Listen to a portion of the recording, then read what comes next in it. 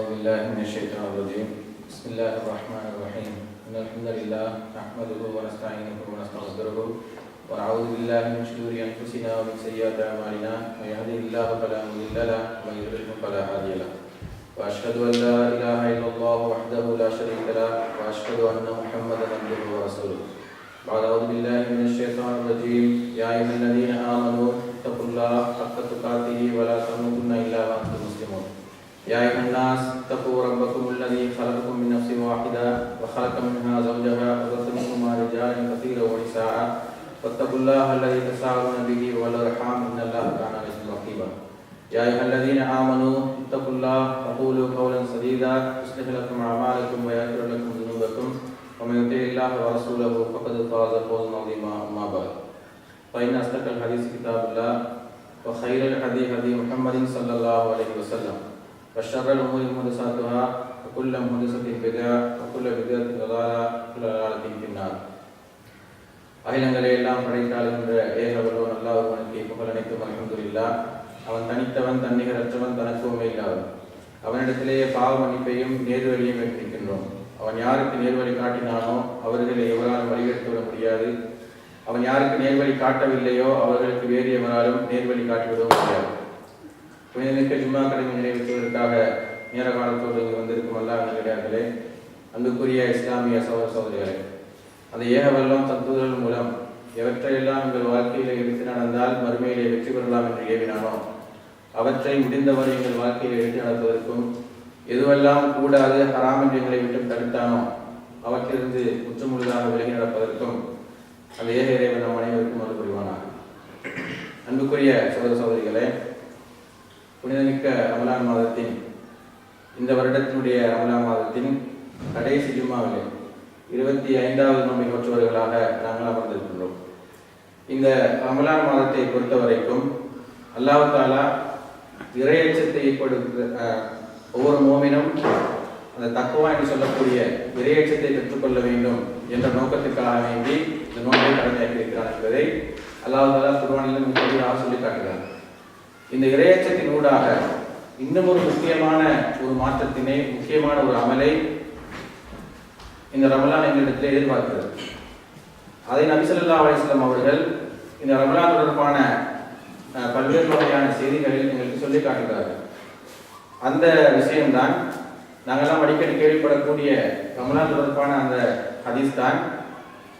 ஒரு நாள் நபி ஸல்லல்லாஹு அலைஹி வஸல்லம் அவர்கள் குத்துபாவை நிகழ்த்துவதற்காக வேண்டி மிம்பருக்கு ஏறும் பொழுது 3 தடவை ஆமீன் ஆமீன் ஆமீன் என்று சொன்னார்கள்.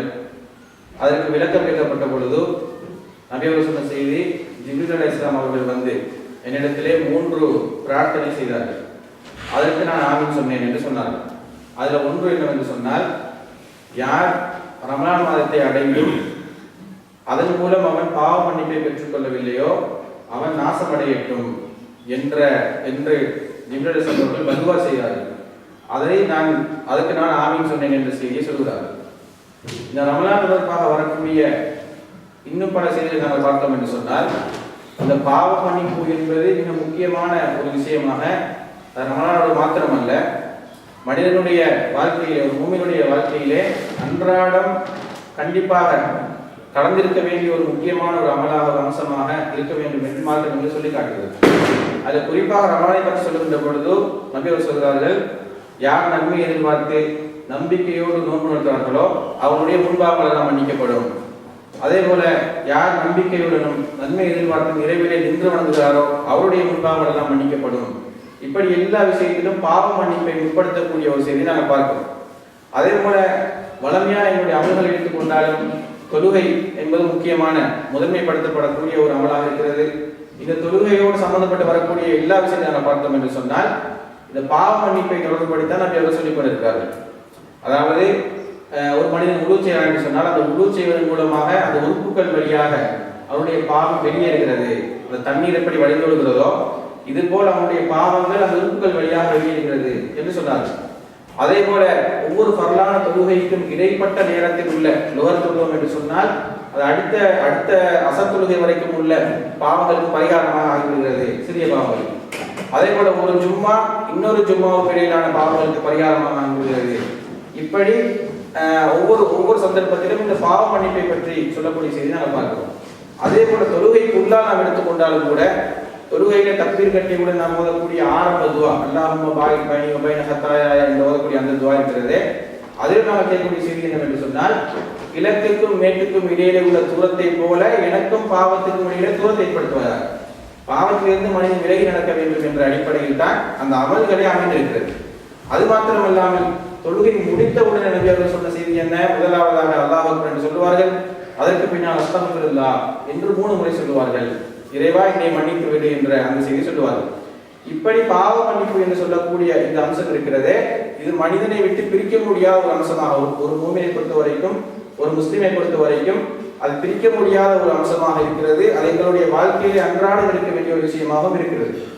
அதே போல இந்த பாவ மன்னிப்பை பொறுத்த வரைக்கும் 2 வகையாக நாங்கள் பார்க்கலாம். ஒன்று தௌபா என்று நாங்கள் சொல்லக்கூடிய ஒரு செய்தி, மற்றது இஸ்திக்ஃபார். தௌபா என்று சொன்னால் மீளுதல் என்ற அர்த்தத்தில் சொல்லப்படுகிறது. எந்த அடிப்படையில் அது மீளுதல் என்று சொன்னால், பொதுவாக ஒரு மனிதன் பெரிய பாவங்களை செய்து விட்டார். 2 வகையான பாவங்கள் இருக்கிறது. பெரும்பாவங்கள் என்று நம்பியவர்கள் இதையெல்லாம் பட்டியல் போட்டார்களோ, கொலை செய்வது, வட்டி வாங்குவது, ஒரு பெண்ணின் மீது அவதூறு சொல்லுவது, அல்லாஹ்வுக்கு இணை கற்பிப்பது, இது போன்ற பெரும்பாவங்கள் இருக்கின்றன. இப்படிப்பட்ட பெரும்பாவங்கள் ஒருவர் செய்துவிட்டான் என்று சொன்னால் அவன் வெறுமனே இஸ்திக்ஃபார் மூலம் அவன் ரிகவர் ஆக முடியாது. அல்லாஹ்விடத்தில் அந்த பாவத்தை அவன் நினைத்து அதற்காக வருந்தி அல்லாஹ்விடத்தில் அதை முறையிட்டு அவனுடைய அடிமைத்தனத்தை ஒப்புக்கொண்டு அவன் மன்னிப்பு கேட்டே ஆக வேண்டும் என்பது சத்திய அடிப்படை. எனவே ஒரு மனிதன் இப்படிப்பட்ட பாவங்களை செய்யும் பொழுதோ அல்லாஹ்வுடைய பாதையிலிருந்து விலகி சைத்தானுடைய பாதைக்கு செல்கிறான். அதனால் மனிதவர் செல்லக்கூடிய அந்த நேரத்தில் தான் தௌபா என்று சொல்லக்கூடிய அதிலிருந்து மீண்டு வரக்கூடிய ஒரு விஷயத்தை கடைபிடிக்க வேண்டும். நேரான ஒரு பாதை நாங்கள் சென்று கொண்டிருக்கிறோம், அந்த பாதையிலிருந்து விலகி நாங்கள் செல்ல ஆரம்பித்தோம் என்று சொன்னால் தவறான பாதையில் செல்கிறோம். எப்பொழுது நாங்கள் தவறான பாதையில் விலகிக் கொள்கிறோமோ திரும்பி வந்து நேரான பாதையில் ஜாயின் ஆகிக்கொள்ள வேண்டும். அதன் உலகத்தில் உள்ள நடைமுறையாக இருக்கிறது. இதுபோல் அல்லாஹ் தஆலா அல்லாஹ்வுடைய பாதையை விட்டு ஒரு மனிதன் வழி தவறி சைத்தானுடைய பாதைக்கு செல்கின்ற சந்தர்ப்பம் தான் இந்த பெரும்பாவங்கள், குறிப்பாக பெரும்பாவங்கள் இருக்கின்றன. அதே மாதிரி இந்த தீனுல் இஸ்லாத்தை விட்டே விலகி செல்லக்கூடிய அளவுக்கு, சொர்க்கத்தை நோக்கி பயணிக்க வேண்டிய ஒரு மனிதன் நரகத்தை நோக்கி செல்லக்கூடிய அளவுக்கு பெரும்பாவத்தை நாம் எடுத்துக்கொண்டோம் என்று சொன்னால் அநேகமான பெரும்பாவங்கள் எல்லாம் நிரந்தர நரகத்தை விட்டு செல்லக்கூடிய காரியங்கள். வட்டி வாங்குவதை பொறுத்த வரைக்கும் நிரந்தர நரகம் என்று எல்லாம் சொல்கிறான். சிறுக்கை பொறுத்த வரைக்கும் முஸ்லீமாக இருந்து கொண்டே அவன் சிறுக்கு வைத்தான் என்று சொன்னால் அவன் நிரந்தர நரகவாதி ஆகிறான். இது போல பல விஷயங்களை நபி அவர்கள் பட்டியலிட்டார்களே, இதிலிருந்து அவன் மீண்டு வர வேண்டும். அதெல்லாம் விட்டு அவன் அதிலிருந்து மீண்டு வந்தால்தான் அங்கே தௌபா என்ற அந்த அம்சம் அங்கே நிறைவேறும். அதை கட்டாயம் அவன் செய்தாக வேண்டும். அது அல்லாமல் இஸ்திக்ஃபார் என்று சொல்லக்கூடிய இந்த விஷயத்தை பொறுத்த வரைக்கும் இது பாவம் செய்த உடனேயும் செய்ய வேண்டும். சின்ன சின்ன பாவங்களை பொறுத்த வரைக்கும் செய்யாமல் இருக்கின்ற பொழுது ஒரு மனிதன் நல்ல மனிதனாகவே இருக்கிறான், அவன் பாவமே செய்யவில்லை என்று வைத்துக் கொண்டாலும் நபியுடைய வாழ்க்கையில் எங்களுக்கு அழகான முன்மாதிரி இருக்கிறது. என்னவென்று சொன்னால், நபி ஸல்லல்லாஹு அலைஹி வஸல்லம் அவர்கள் ஒவ்வொரு நாளும் குறைந்தபட்சம் 70 அல்லது 100 முறை அஸ்தக்ஃபிருல்லாஹி வ அத்தூபு இலைஹி என்ற அந்த இஸ்திக்ஃபாரை குறைந்தபட்சம் செய்வார்கள் என்ற செய்தியை நாங்கள் பார்க்கிறோம். அப்ப நபியவர்களை பொறுத்த வரைக்கும் முன்பின் பாவங்கள் எல்லாம் மன்னிக்கப்பட்ட, உத்தரவாதம் அளிக்கப்பட்ட, அடிக்கடி பாவங்கள் எல்லாம் செய்யாத ஒரு இறைத்தூதராக இருக்கிறார்கள். இப்படிப்பட்ட நபியவர்களை இதை செய்வதன் மூலமாக ஒவ்வொரு மனிதனும் இதிலிருந்து அந்த சுண்ணாவை நாங்கள் பின்பற்ற வேண்டும். குறைந்தபட்சம் நான் 70 முறை 100 முறை இந்த விஷயத்தை நான் என்னுடைய மனதிலே கொண்டு, எனக்கு தெரியாமல் எத்தனை பாவங்கள் நடந்திருக்கலாம், எத்தனையோ சிறிய பாவங்கள் நான் செய்திருக்கலாம், எதிர்த்து நான் விலகி நடக்க வேண்டும் என்று சொன்னால் இந்த இஸ்திக்ஃபார் மனிதன் செய்ய வேண்டும். எனவே இந்த பாவ மன்னிப்பில் இருந்து நாங்கள் எப்பொழுதுமே விலகி நடக்க முடியாது என்ற அடிப்படையில் நாங்கள் பார்க்கிறோம். அது ரமலானுடைய மாதத்திலே இது கொஞ்சம் கூடுதல் கவனம் இருக்கிறது. ஏனென்று சொன்னால், நோன்பு நோட்ட நிலைமையிலே ஏற்கனவே சொன்னது போல இறையச்சத்துக்காக வேண்டி இந்த நோன்பை நாங்கள் நோக்கிறோம். அல்லாஹ் தான் எதிர்பார்க்கிறோம். அப்ப இறையச்சம் என்று சொன்னால் மற்ற காலங்களில் நாம் எதனையெல்லாம் சர்வசாதாரணமாக செய்வோமோ அந்த காரியத்தை நோன்பு நோட்டத்தில் செய்ய மாட்டோம். ஒரு மனிதன் விளையாட்டுக்காகவோ அல்லது எடுத்ததுக்கெல்லாம் ஒரு பொய் பேசக்கூடியவனாக என்று வைத்துக் கொள்வோம். ஆனால் நோன்பு நோட்டிருப்பானே என்று சொன்னால் அந்த இறையச்சத்தினுடைய வெளிப்பாடு, அதனுடைய தாக்கம் அவனை அதற்கு தடுத்து விடுகிறது. அது நபியவர்களும் தெளிவாக சொல்லுகிறார்கள். நீங்கள் பொய்யான பேச்சுக்களையும் தீய செயல்களை விட்டுவிடவில்லை என்று சொன்னால் நீங்கள் பசித்திருப்பதிலும் தாய்த்திருப்பதிலும் எந்த பிரயோசனமும் இல்லை, அல்லாஹ் இந்த தேவைகள் என்று சொல்கிறார்கள். எனவே இறையச்சம் எங்களுக்கு அதிகமாக இருக்கின்ற சந்தர்ப்பத்தில் தான் இந்த பாவ மன்னிப்பின் பக்கம் மனிதன் அதிகமான கவனம் செலுத்த வேண்டியவனாக இருக்கிறான். அதே போல இந்த பாவ மன்னிப்பை பொறுத்த வரைக்கும் ஏராளமான நன்மைகள் இந்த பாவ மன்னிப்பு மூலமாக. பாவ மன்னிப்பு நாங்கள் தேடுகிறோமே, இது வெறுமனே அல்லாஹ் பாவத்தை மாத்திரம் மன்னிப்பதற்காக சொல்லப்பட்ட விஷயம் அல்ல. ஒரு மனிதன் பாவ மன்னிப்பு தேடுகின்ற பொழுது நிறைய எங்களுக்கு அதிகமான நன்மைகளை எல்லாத்தாலும் தருகிறான். அதில் பல விஷயங்களை எங்களுக்கு குர்ஆனில் நாங்கள் பார்த்தோம் என்று சொன்னால், குர்ஆனில் அல்லாஹ் பல விஷயங்களை சொல்லி காட்டுகிறான். அதில் ஒன்று என்னவென்று சொன்னால், அல்லாஹ் மிகவும் விரும்பக்கூடிய ஒரு செயலாக இருக்கிறது. அல்லாஹ்வுடைய நேசத்தை பெற்றுக் கொள்வதற்கு இந்த பாவ மன்னிப்பு ஒரு முக்கியமான ஒரு காரணமாக இருக்கிறது.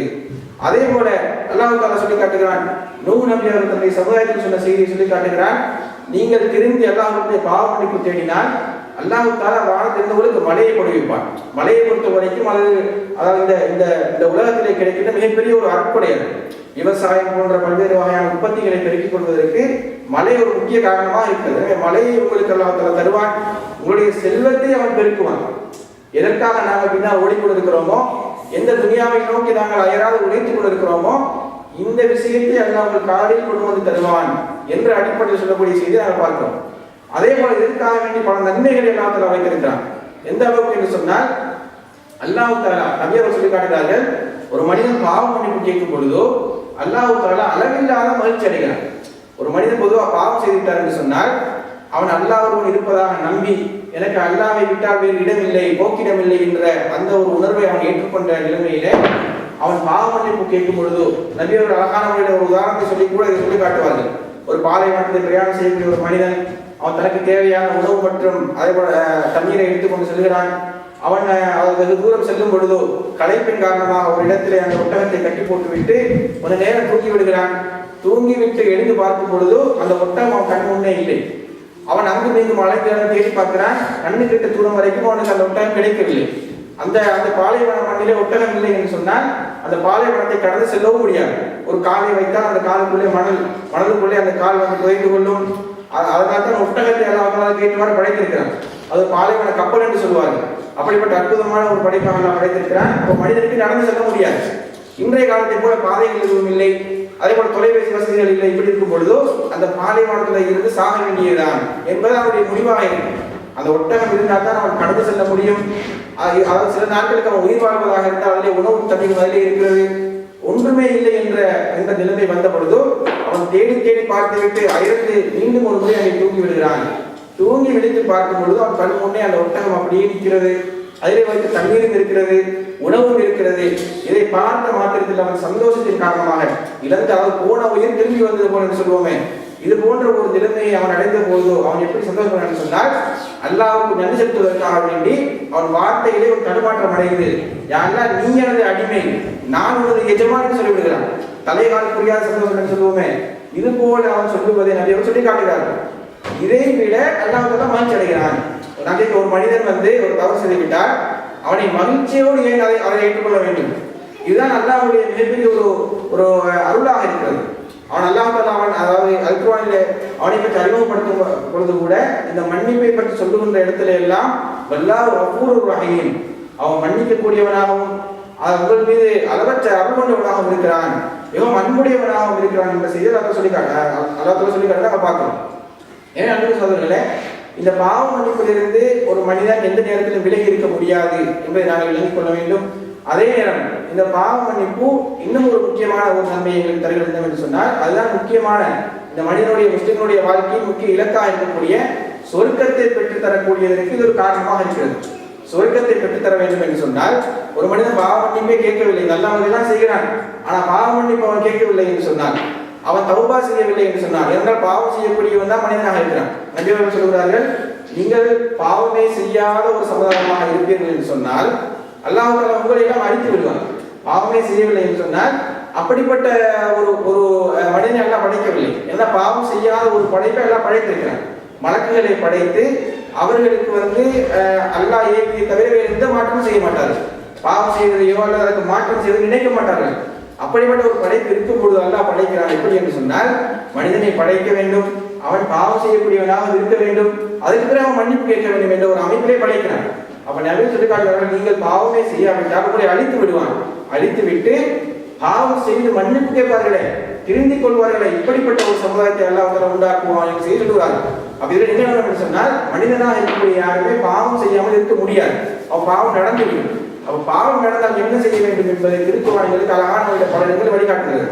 அதில் ஒரு இடத்தில் நாங்கள் பார்த்தோம் என்று சொன்னால் 3வது அத்தியாயத்தின் 135வது வசனத்தில் சொல்லி காட்டுகிறான், அவர்கள் வெட்கக்கேடானதை செய்தாலோ அதே போல தமக்கு தாமே தீங்கு இழைத்துக் கொண்டாலோ அல்லாஹ்வை நினைத்து தமது பாவங்களுக்கு மன்னிப்பு தேடுவார்கள். தமக்கு தாமே தீங்கு இழைக்கக்கூடிய ஒரு செயல் தான் இந்த பாவமா இருக்குது. பொதுவாக அதாவது தீங்கு இழைக்கின்ற விஷயம், அநீதி இழைக்கின்ற விஷயத்தை பொறுத்த வரைக்கும் நாங்கள் உலகத்தில் எப்படி இருப்போம் என்று சொன்னால் இன்னொருவருக்கு செய்கின்ற விஷயத்தை தான் அநீதி என்று சொல்லுவோம். அதாவது எனக்கு நானே அநியாயம் செய்வேனா என்ற ஒரு கேள்வி இருக்கும். ஆனால் இது மறுமையோடு ஒப்பிட்டு பார்த்தோம் என்று சொன்னால் நான் செய்கிற எல்லா பாவமும் எனக்கு நானே செய்யக்கூடிய அநியாயம் தான். நான் செய்கின்ற ஒவ்வொரு பாவத்துக்கும் அல்லாஹ்விடத்தில் அடிக்கடிக்க போகிறது மறுமையிலே. அதனால் எனக்கு நானே செய்து கொண்ட ஒரு அநியாயம். இப்படி ஒரு மனிதன் செய்து கொண்டாலோ வெட்கக்கேடானை செய்து கொண்டாலோ அவன் என்ன செய்வான் என்று சொன்னால் பாவ மன்னிப்பு தேடுவார்கள். அதே போல அல்லாஹ்வை தவிர பாவங்களை மன்னிப்பவன் யார் என்று அல்லாஹ் தஆலா கேட்டுவிட்டு தாங்கள் செய்ததில் அதாவது தெரிந்து கொண்டே நிலைத்திருக்க மாட்டார்கள். ஒருவன் பாவ மன்னிப்பு தேடும் பொழுதோ அவனுக்கு பாவம் தான் தெரிகிறது. அவன் மன்னிப்பு கேட்பதற்கு அல்லாஹ் தஆலா சொல்லக்கூடிய ஒரு ஷரத்தாக சொல்லி காட்டுகிறான். அவன் அது தெரிந்து கொண்டு அதை நிலைத்திருக்க மாட்டான். எப்ப பாவம் என்று தெரிகிறதோ அப்பொழுது அதை விட்டு விலகி அவன் அல்லாஹ்விடம் மன்னிப்பு கேட்பான். அதே போல நம்ம இறைவனிடமிருந்து மன்னிப்பும் சொர்க்க சோலைகளுமே அவர்களுக்கு கூலியாக இருக்கிறது. இப்படி கேட்கிறவர்களுக்கு அல்லாஹ் தஆலா ஒரு கேரண்டி தருகிறான். அடுத்த வசனத்தில் 136வது வசனத்தில் சொல்லி காட்டுகிறான், யாரெல்லாம் இப்படி தமக்கு தாமே அணியித்துக் கொண்ட உடனே அதை விளைந்து அதிலிருந்து விலகி அதில் நிலைத்திருக்காமல் தங்களுடைய பாவத்தை அல்லாஹ்விடத்திலே சொல்லி மன்னிப்பு கேட்கிறார்களோ இவர்களுக்கு அல்லாஹ் தஆலா மன்னிப்பை கொடுத்து விடுகிறேன். மன்னிப்போடு நிறுத்த மாட்டேன். ஒரு மனிதன் பாவம் செய்து மன்னிப்பு கேட்டால் மன்னிப்போடு நிறுத்தி விட்டால் போதுமானது. அல்லாஹ் சொல்லுகிறான், இவர்களுக்கு சொர்க்க சோலைகள் இருக்கிறது. எப்படிப்பட்ட சொர்க்கம்? அதிலே ஆறுகள் ஓடிக்கொண்டிருக்கும். அவர் அதில் நிரந்தரமாக தங்கியிருப்பார்கள். உள்ளே போனால் வெளியே வரக்கூடிய செய்தியெல்லாம் அவங்க கிடையாது. அப்படிப்பட்ட ஒரு அழகான ஒரு சொர்க்கத்தை அல்லாஹ் வைத்திருப்பதாக சொல்லி காட்டுகிறான். அதே நேரம் இப்படிப்பட்ட இந்த மன்னிப்பை நோக்கி நாங்கள் விரைவில்லை என்று சொன்னார், இந்த மன்னிப்பை நாங்கள் பெற்றுக்கொள்ளவில்லை என்று சொன்னார், இந்த மன்னிப்பை நோக்கி நாங்கள் எந்த முயற்சியும் எடுக்கவில்லை என்று சொன்னால் அடுத்து ஒரு எச்சரிக்கை எல்லாத்தையும் சொல்லி காட்டுகிறான். இந்த மனிதனுக்கு ஒரு வரம்பை அல்லாஹ் ஏற்படுத்துகிறான், ஒரு காலக்கெடு ஏற்படுத்துகிறான். இந்த காலத்துக்குள் உங்களுடைய பாவ மன்னிப்பு மன்னிப்பு தேடிக்கொள்ள வேண்டும் என்ற அடிப்படை சொல்லி காட்டுகிறான். சூரத்து நிசா 4வது அத்தியாயத்தினுடைய 17-18 வசனங்கள் நாங்கள் பார்த்தோம் என்று சொன்னால் அல்லாஹ் 2 விதமான மக்களை பற்றி பேசுகிறான். அதில் ஒன்று, அறியாமல் தீய காரியம் செய்துவிட்டு தாமதமின்றி மன்னிப்பு கேட்போருக்கே அல்லாஹ்விடம் மன்னிப்பு உண்டு. அறியாமல் நாங்கள் செய்கிறோம் சில விஷயங்களை, பாவம் தான் என்று தெரிந்து செய்யக்கூடாது. ஏற்கனவே உள்ள வசனம் என்ன சொல்கிறது? பாவம் என்று தெரிந்த பின்னால் நிலைத்திருக்க மாட்டார்கள், அதை விலகிக் கொள்வார்கள். இப்ப எதிராக சொல்லி காட்டுகிறான், ஒருத்தன் அறியாமல் செய்துவிட்டு அதிலிருந்து தாமதமின்றி பாவ மன்னிப்பு கேட்பவருக்கே அல்லாஹ்விடம் மன்னிப்பு உண்டு, அவர்களே அல்லாஹ் மன்னிப்பான் என்று சொல்லிவிட்டு இது ஒரு சாரம். பாவம் செய்வார்கள், பாவம் என்று தெரிந்து அதாவது அறியாத நிலைமையில் செய்வார்கள். அது எப்ப தெரிய வருகிறதோ, நாங்கள் பாவம் செய்யும் பொழுது பாவம் தெரிவிக்க மாட்டோம். எப்பொழுது பாவம் என்று தெரிகிறதோ உடனே அதை நிறுத்திவிட்டு அவன் பாவ மன்னிப்பு கேட்பான் மன்னிப்பு சொல்லிவிட்டு இன்னும் ஒரு சாரம் சொல்லி காட்டுகிறான், தீமைகளை செய்துவிட்டு மரணம் வரும்போது முதல் தீமைகளை நினைத்திருக்கிறார், அவருக்கு தெரியுது தான் தீமை தான் செய்கிறது தெரிகிறது. எல்லோருக்கும் மரண தருவாயிலே அல்லாஹ் தஆலா எடுத்து காட்டுவான், இதுதான் உடைய நிலைமை, நீ போக வேண்டிய இடம் சொர்க்கமா நரகமா என்று எடுத்து காட்டப்படும். மலக்குகளுடைய வருகையை வைத்து அவன் உணர்ந்து கொள்வான். நல்ல முறையிலே சாலியான ஒரு மனிதனுக்கு எல்லாம் நபி சொல்கிறார்கள், அழகான மலக்குமார் வருவார்கள், சாலியான மலக்குமார் வருவார்கள். வந்து நல்ல அடியானே, அல்லாஹ்வுக்கு மிக விருப்பமான முறையில் இந்த பூமியிலே வாழ்ந்தாய் அப்படின்னு அவரை பற்றி வாழ்த்து விட்டு உன்னுடைய உயிரை நீ வெளியேற்றுவாயாக என்று சொல்லி லேசான முறையில் உயிரை கலட்டி கொண்டு செல்வார்கள். அது எப்படி நம்ம சொல்றார்கள், ஒரு குவளையில் இருந்து நீர் எப்படி லேசா வெளியாகுமோ இது மாதிரி நம்மளோட உயிர் வெளியாகும், ரொம்ப கஷ்டப்பட மாட்டார்கள், வெளியாகும் என்று சொல்லி காட்டுகிறார்கள். இதே போல ஒரு பாவியாக இருந்தால் அவனை வரும் பொழுதே ஒரு பயங்கர தோற்றமுடையவர்களாக அந்த மலக்குமார் வருவார்கள். வந்து மிக மோசமான மனிதனே உன்னுடைய உயிரினையே வெளியேற்று என்று சொல்லி அடித்து அவனுக்கு இந்த உயிர் பறிக்கப்படும். அந்த நேரத்தில் அவனுடைய உயிர் எப்படி வரும் என்று சொன்னால் ஒரு ஈரமான ஒரு கம்பளி, ஒரு ஆடை ஒரு முட்களுக்கு மத்தியிலே சிக்கி கொண்டால் அதை இழுக்கும் பொழுது எப்படி கொஞ்சம் கொஞ்சமாக பிஞ்சு வருமோ, அது டேமேஜ் ஆகி வருமோ, இது போன்று அவர்களுக்கு கலட்டி எடுக்கப்படும் என்று சொன்னார். இதெல்லாம் வைத்து பார்க்கும் பொழுது ஒரு மனிதனுக்கு விளங்கிவிடும் என்னுடைய முடிவு எங்கே என்று விளங்கிவிடும். இந்த நேரத்தில் மனிதன் கேட்பான், யாரெல்லாம் என்னை மன்னித்து விடு என்று கேட்பான். அந்த நேரத்தில் நான் மன்னிக்க மாட்டேன் சொல்லி காட்டுகிறான்.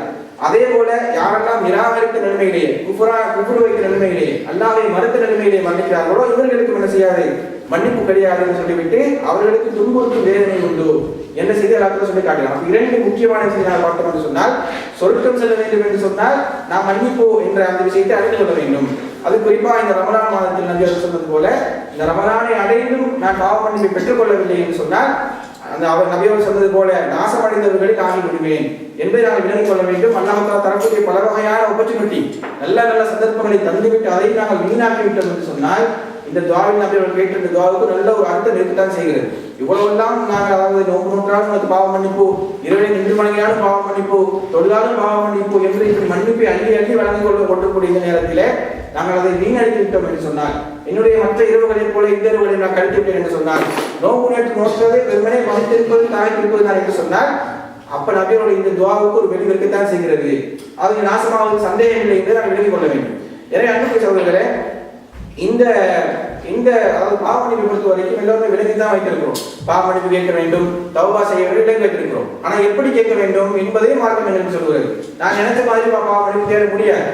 அப்ப அல்லாஹ் தஆலா சொல்லி காட்டுகிறான், 7வது அத்தியாயத்திலே 55வது வசனத்தில் சொல்லி காட்டுகிறான், உங்கள் இறைவனை பணிவுடனும் இரகசியமாகவும் பிரார்த்தனை செய்யுங்கள். வரம்பு மீறியோர் எல்லாம் நேசிக்க மாட்டான். அதாவது அல்லாஹ்வுடைய பணிவோடு நாங்கள் நடக்க வேண்டும், பணிவோடு நாங்கள் பிரார்த்தனை செய்ய வேண்டும், இரகசியமாக நாங்கள் செய்ய வேண்டும். இன்னும் விளக்கமாக நபிகள் என்ன சொன்னார்கள் சொன்னால், மறுமையில் அல்லாஹ் தஆலா சில மனிதர்களை அழைப்பான். அதிலே அல்லாஹ்வுக்கும் அந்த அந்த தனிப்பட்ட ஒரு மனிதனுக்கு மாத்திரம் இடம் வைத்துவிட்டு மற்றவர்களுக்கு இடையில ஒரு திரை போடப்படும். அப்ப அந்த இடத்துல அல்லாஹ்வும் ஒரு மனிதனை மாத்திரம் நிற்பார். நின்றவர்கள் அல்லாஹ் தஆலா அவன் செய்த பாவங்களில் குறைந்த நிலையில் இருக்கக்கூடிய ஒரு பாவத்தை எடுத்து காட்டுவான். எடுத்து காட்டி இந்த பாவத்தை நீ செய்தாய் என்று கேட்கப்படும். கேட்டவுடன் அவன் சொல்லுவான், அவன் நினைப்பான், மனதுக்குள்ள நினைத்துக் கொள்வான், இவ்வளவு சின்ன ஒரு பாவத்தை அல்லாஹ் எடுத்து காட்டுகிறானே, என்னுடைய கதை முடித்து விட்டது. இது ஒரு நல்ல மனிதனுக்கு நடக்கிற ஒரு விஷயம். அல்லாஹ் மன்னித்துக் கொண்ட மறுமையில வெற்றி அடையக்கூடிய ஒரு மனிதன் நடக்கிற விஷயம்.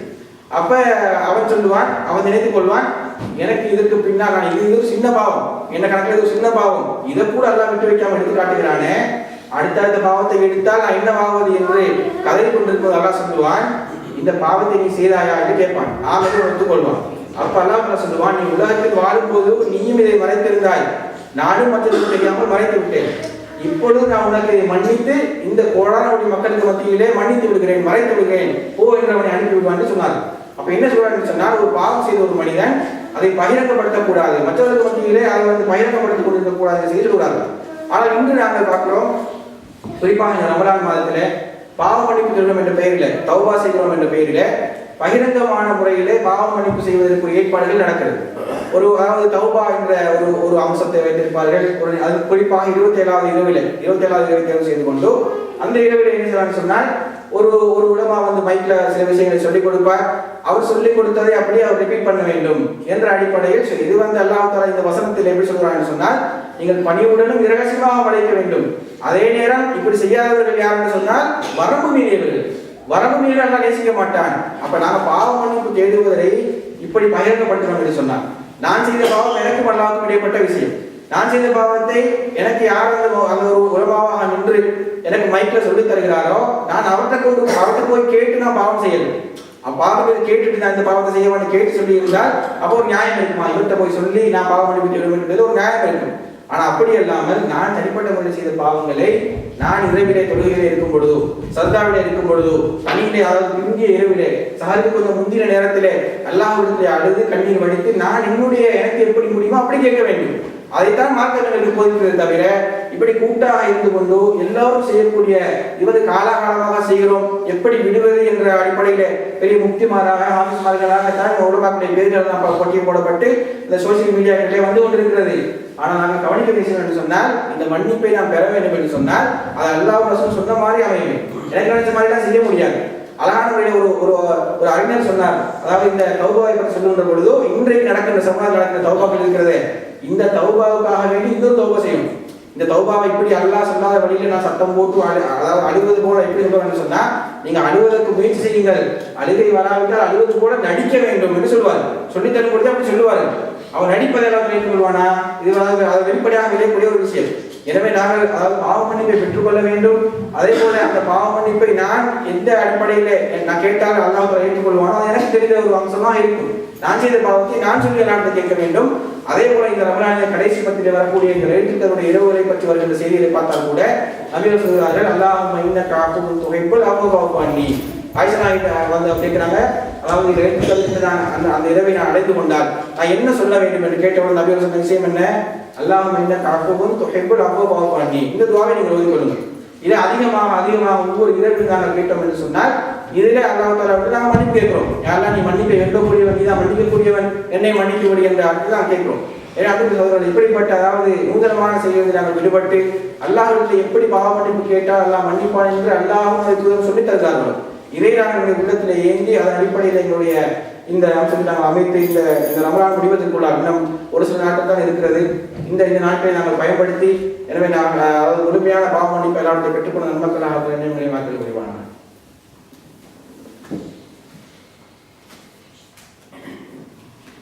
அல்ஹம்துலில்லாஹ் வஸ்ஸலாத்து வஸ்ஸலாமு அலா ரசூலில்லாஹ். அன்புக்குரிய சகோதர சகோதரிகளே, உங்களுக்கு தெரியும் இந்த ரமலான் மாதத்தை நாங்கள் ஆரம்பிக்கும் பொழுது அல்லாஹ்வுடைய கிருபையை கொண்டு மார்க்கம் காட்டித்தரக்கூடிய வழிமுறையாக இருக்கக்கூடிய பிறையை பார்த்து நாங்கள் இந்த ரமலானை ஆரம்பித்தோம். அந்த அடிப்படையில் 25வது நோம்பில் நாங்கள் இன்றைக்கு இருக்கிறோம். அதே போல மார்க்கத்தில் சொல்லக்கூடிய வழிமுறை தான் பிறையை கண்டு தான் நீங்கள் நோன்பை விட வேண்டும்.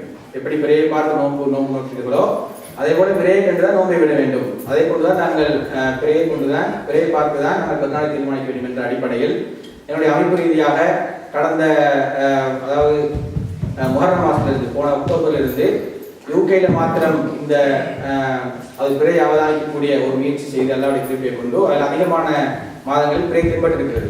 இதுவரைக்கும் 8 மாதங்கள் நாங்கள் பார்த்ததில் 5 மாதங்கள் பிறை தென்பட்டிருக்கிறது, ரமலான் மாதம் உட்பட. அதே போல வரக்கூடிய செவ்வாய்க்கிழமை 29வது நோன்பாக இருக்கிறது, 5ஆம் தேதி செவ்வாய்க்கிழமை மாலை இன்ஷா அல்லாஹ் பிறை பார்க்கப்படும். பிறை பார்ப்பதற்கு எல்லா பகுதியிலும் வந்து பிறை பார்க்கக்கூடியவர்கள் இருக்கிறார்கள். இந்த குரலில் நாங்கள் பார்க்கப்படும் இன்ஷா அல்லாஹ். அப்போ 29வது நாள் அன்றைக்கு வந்து தெரியக்கூடிய வாய்ப்பு அதிகமாக இருப்பதாக அந்த கணிப்பீடு சொல்கிறது. அந்த கணிப்பையும் நாங்கள் பார்த்துக்கொள்வோம். அதை நாங்கள் மார்க்கத்துக்கு அமல் செய்து எடுக்க முடியாது. கண்ணுக்கு தெரிந்தால்தான் அங்கே பெருநாளை நாங்கள் கொண்டாட முடியும். அந்த அடிப்படையில் இன்ஷா அல்லாஹ் வரக்கூடிய செவ்வாய்க்கிழமை மாலை செவ்வாய்க்கிழமை வந்து பெருநாளுடைய அந்த அந்த அந்த பிறை பார்க்கப்படும். அது பார்க்கறதுக்கு பின்னால் சிலவங்களுக்கு டெக்ஸ்ட் மெசேஜ் மூலம் சில தகவல் சொல்லப்படும். அதன் அடிப்படையில் சில பெருநாளை நாங்கள் அமைத்துக் கொள்வோம். அதே போல பெருநாள் தொகை சம்பந்தமாக போன வாரம் அறிவிக்கப்பட்டது.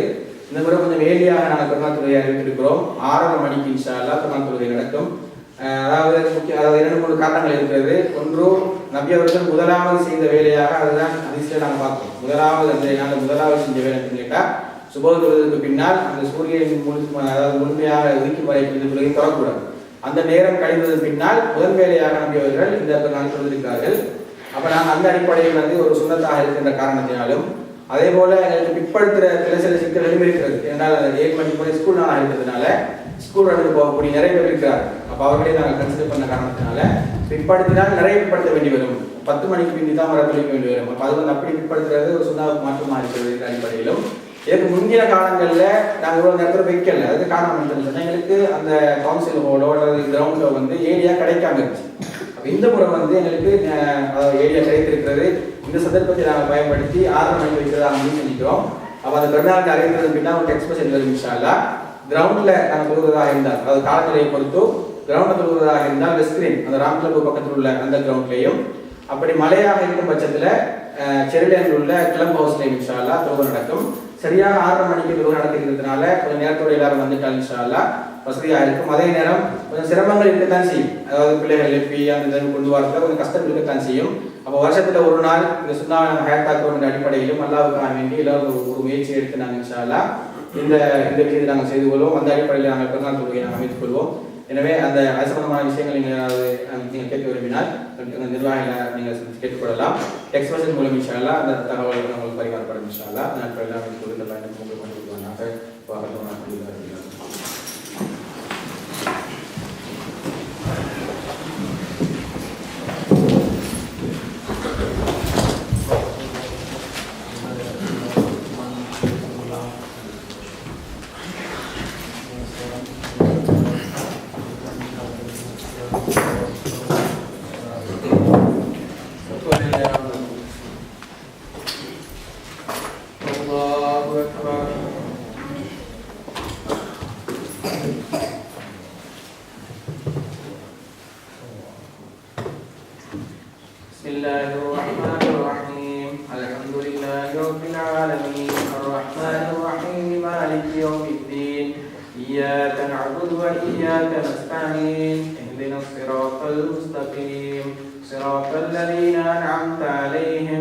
غير المغضوب عليهم ولا الضالين.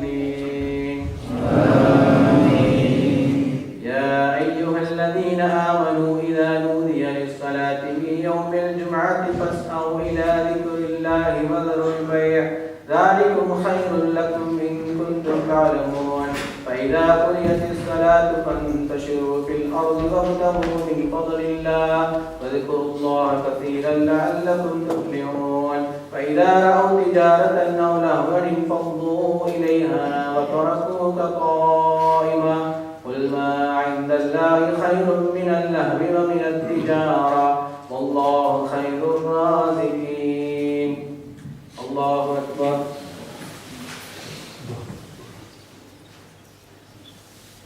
سمع الله لمن حمده. الله أكبر.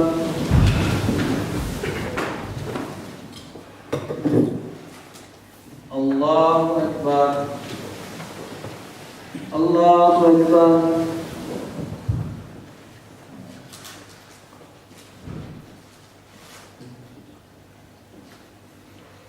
الله أكبر.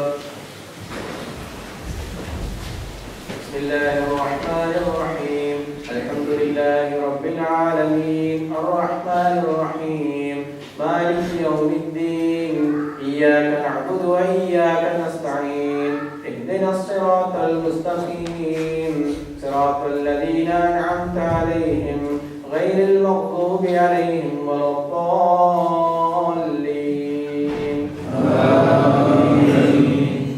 يا أيها الذين آمنوا لا تلهكم أموالكم ولا أولادكم عن ذكر الله ومن يفعل ذلك فأولئك هم الخاسرون فأنفقوا مما رزقناكم من قبل أن يأتي أحدكم الموت فيقول رب لولا أخرتني إلى أجل قريب فأصدق وأكن من الصالحين ولن يؤخر الله نفسا إذا جاء أجلها والله خبير بما تعملون. الله أكبر.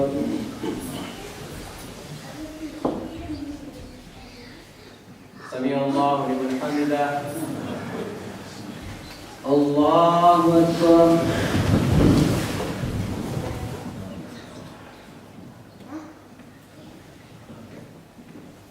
الله أكبر. الله أكبر.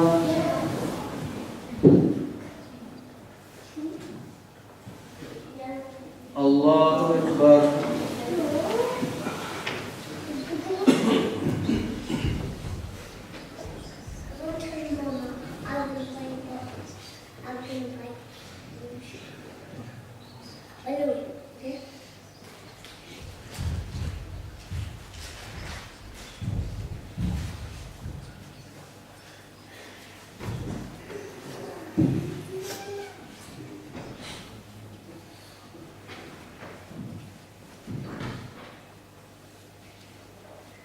السلام عليكم ورحمة الله.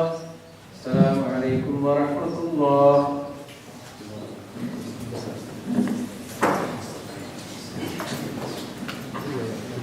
Assalamualaikum warahmatullahi Mitra collection inshallah இன்னைக்கு தான் லாஸ்ட் டே பிரதர் பவாஸ் இருக்கிறாரு அவர்கிட்ட நேற்று தான் நீங்கள் சொன்னால் இன்றைக்கு தான் லாஸ்ட் தான் கலெக்ட் பண்ணோம் மித்ரா அதோட ஈட் ஃபங்க்ஷன் இன்ஷால்லா நாங்கள் 7ஆம் தேதி வச்சுக்கிறோம் அதாவது தேர்ஸ்டே டின்னர் அரேஞ்ச் பண்ணிக்கிறோம் 6 to 10 adults வந்து 12 pounds டிக்கெட்டும் கிட்ஸ் வந்து 6 to 12 ஏஜ் வந்து 6 pounds வச்சுக்கிறோம் பிரதர் ஜக்கி இல்லைன்னு சொன்ன பிரதர் ரஸ்மில்ட்டு அவங்க டிக்கெட்டில் புக் பண்ணிக்கிறோம் அதோட அந்த இடம் வந்து இன்ஷால்லா நாங்கள் டெக்ஸ்ட் மெசேஜ் மூலமாக அறிவிப்போம் ஒன்லி ஸ்கூல் இல்லைன்னு சொன்னால் கம்யூனிட்டி சென்டர் நாங்கள் இன்ஷால்லா புக் பண்ணுவோம் அதோட உங்களுக்கு எல்லாருக்கும் தெரியும் அந்த சிரியாவுக்கான அந்த க்ளோத் கலெக்ட் பண்ணுறாங்க நாளைக்கு லெங்க்ரி பள்ளியில் அதாவது 10:30 to 6 o'clock ஆகாட்டி வேணும்னு வந்து கலெக்ட் பண்ணோம் அதுக்கான யாருக்கான நல்ல க்ளோத் அதாவது ஆல்மோஸ்ட் நியூ க்ளோத் அதாவது அந்த பிளாக் பேக்கில் போட்டு நீங்கள் கட்டி கொடுக்காம ஒழுங்காக மடித்து ஒழுங்காக அந்த நல்ல க்ளோத்துகளாக கொண்டு போய் நீங்கள் கொடுத்தீங்கன்னா அவங்களுக்கு ஈஸியாக டிஸ்ட்ரிபியூட் பண்ணிடலாமா அதனால் நாளைக்கு இன்ஷால்லா 10:30 to 6 ஆகாட்டி தான் அந்த வெயின் வந்து நிற்கும் இன்ஷால்லா நாளைக்கு உங்களோட ஏதாவது கொடுக்க விரும்புகிறதுனா லெங்க்ரி பள்ளியில் வெயின் வந்து நிற்க கொடுக்கலாம் இன்ஷால்லா